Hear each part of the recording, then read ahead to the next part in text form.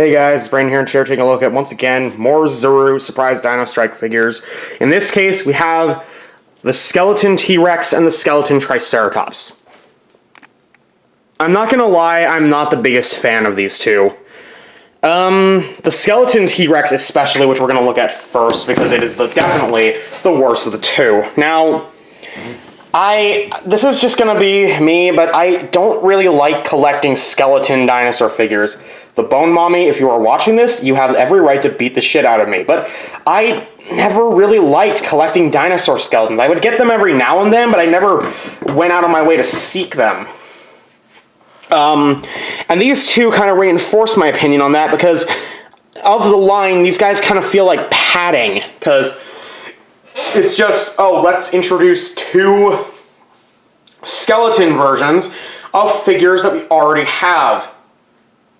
I really would have preferred more species. Like, the species lineup for this line is actually somewhat diverse, because, I mean, we have the Velociraptor, the two I reviewed last time, the two I reviewed in the first video, the Pterodactyl and the Ankylosaurus. We have the Stegosaurus, the Therizinosaurus, and then we have several others, including two which I have not yet gotten, which are the Plesiosaur and the Stygimoloch. But this guy just feels like, these two feel like padding, because they are species that have already been represented in the line. And they are just, they're just padding, because they're just the same thing, basically, except skeleton versions. Now, this guy is the more disliked of the two for me, because, well, he was a pain in the butt to put together. Now, skeletal accuracy, I think this is fairly accurate for a Tyrannosaurus skeleton, because, I mean, it's the skeleton. If you get that wrong, especially since that's all we really know of the dinosaur, then what's wrong with you? But the problem with this guy is the assembly. The assembly process of this guy is a pain in the ass. And part of the reason for that is because this guy does not come in little separate pieces. Like, as an example, let's see, let me grab the, actually, you know what, okay, I'm just gonna explain it. Okay, so this guy has many different pieces, and you know what, I'm just gonna pop a piece off to explain it, because do you see this? Do you see how, okay, so there are no real pegs, there are just these little holes, and that's all you've got to work with to attach this.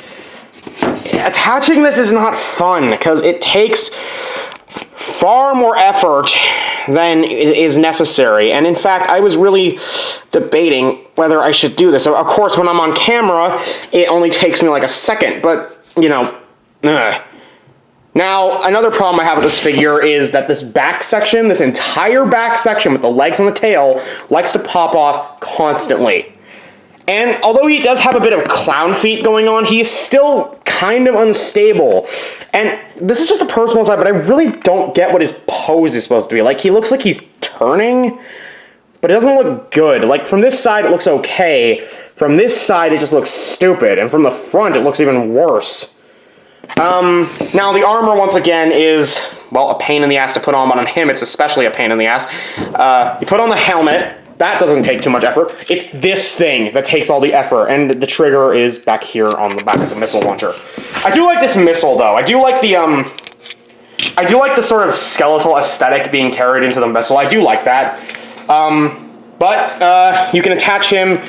You're supposed to put it on the back, but the problem with that is that there's absolutely no spot where this feels secure. This does not feel secure in the slightest. It feels like the lightest tap is going to, in fact, yeah, see, that does happen with some of the other figures, but on this guy, I don't even feel like I attach the armor at all. It feels more like he's just got it sitting there. So yeah, this is definitely, of the figures in the line, my least favorite so far. Who knows, maybe one of the three I do not yet have will be worse than this guy. But of the ones I've reviewed so far, this is definitely my least favorite. And his armor fell off, but I don't give a shit. Okay, moving on to the skeleton Triceratops. Of the two, I like this guy a bit more. Even if his skeletal accuracy is worse, because I really don't think this is... There's just something off about this Triceratops skeleton. But on him, the armor actually does stay on most of the time. It's actually kind of difficult to get off because of how snugly it attaches. And he does have a bit of the same problem of his body likes to come apart at the seams, but I can manage that a bit better on this guy. And he has another problem of his head likes to detach. Now, these two do not have any gimmicks. I guess the whole gimmick is their skeletons. And his helmet is a pain in the ass to pull off, and it's a pain in the ass to get on because the horns get in the way. You're supposed to slide them around the horns, but of course when I'm doing it on camera, it doesn't actually take that long. But yeah, and the missile launcher, the armor and the missile launcher attach onto his back, as you saw. The missile has a little trigger right there, not right here. And the skeletal aesthetic is once again carried into the missile. Of the two, this is definitely the one I like better, but I still really don't like these two that much. The Tyrannosaurus is definitely my least favorite of the line I've gotten so far. But if you're into these kind of figures, maybe go ahead and get them. I recommend the Triceratops over the T-Rex, but whatever.